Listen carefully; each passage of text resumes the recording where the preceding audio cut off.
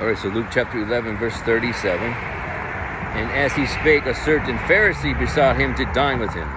And he went in and sat down to meat.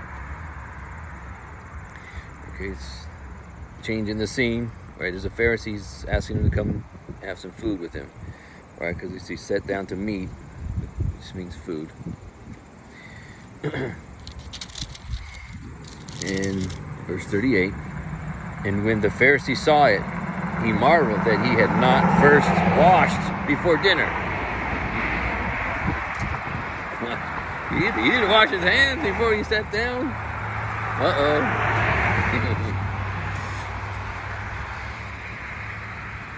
In verse 39, and the Lord said unto him, now do ye Pharisees make clean the outside of the cup and the platter,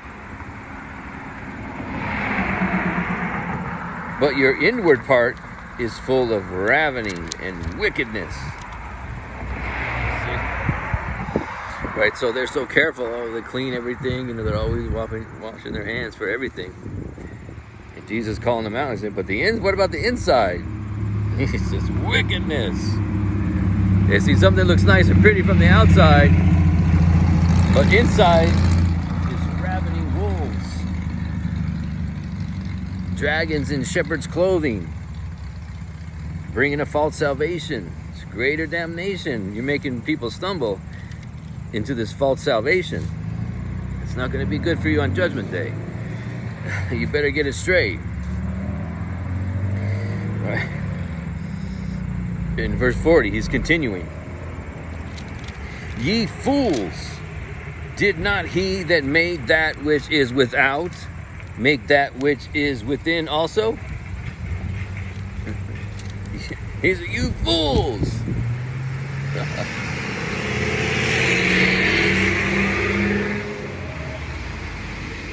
God's created the inside and the outside, the spiritual, the physical, and the spiritual.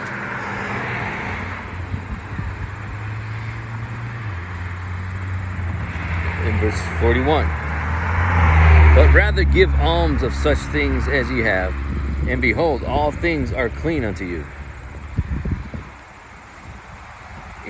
He's saying you guys just do whatever you want. Basically, he's saying you just do whatever you want, and you think that you're clean. You think everything you do is good. Everything you do is good and clean and holy, but it's not.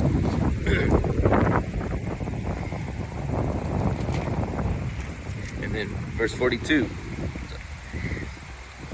But woe unto you, Pharisees, for ye tithe mint and rue and all manner of herbs, and pass over judgment and the love of God.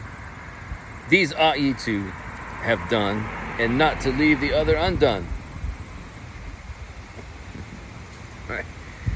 So they're so busy of calculating 10% of all the people that are giving, or the things that they're giving to offering of the Lord. They're giving tithe of mint, rue. Like for an example,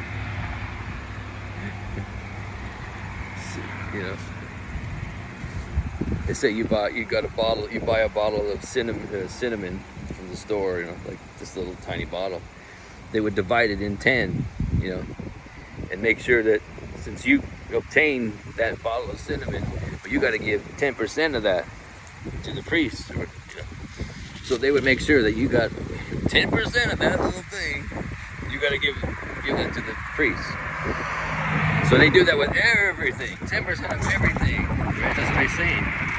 You tithe mint and rue and all manner of herbs, like a salad, like you got some salad from the store. Well, make sure you give 10% to the church. Right?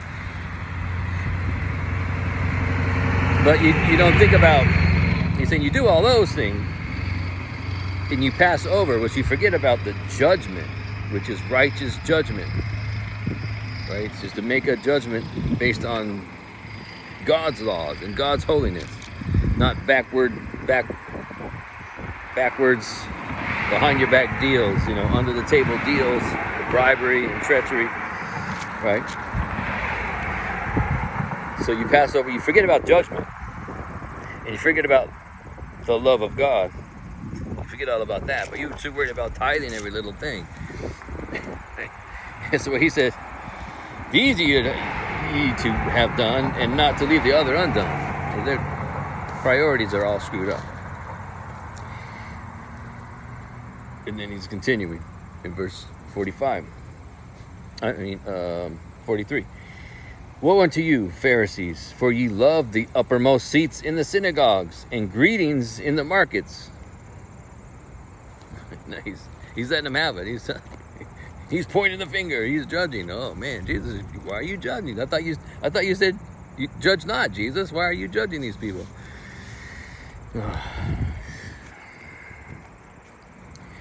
Right. So they love the seats, the uppermost seats. Look at us. We're in the top seat. We got the best seats. We got the front row seats. Everybody make way. Here comes a Pharisee into the church. He's going, march on to the front. And they love the greetings of the people. The honor of man. They love that. Right. And then verse 44. Woe unto you, scribes and Pharisees, hypocrites! For ye are as graves which appear not, and the men that walk over them are not aware of them. All right, so he's comparing them to graves. Like you go in the graveyards, you got some graves, they don't even have a tombstone, they don't even have a plate, nothing. Just you don't even realize you're walking over a grave, somebody's underneath you. Right? That's what he's comparing them to.